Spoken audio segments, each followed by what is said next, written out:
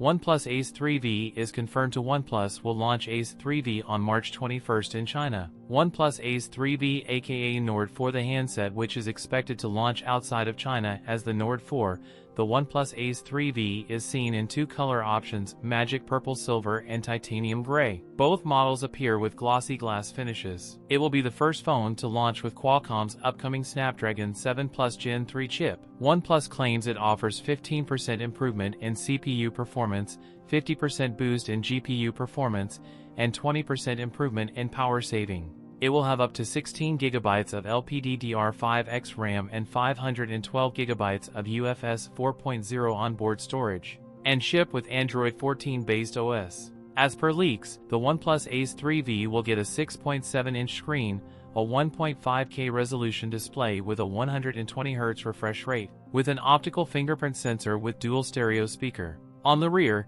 it is said to feature a 50-megapixel primary sensor and an 8-megapixel sensor. It could get a 16-megapixel front camera. It's powered by 500 mAh battery with support for 100-watt charging.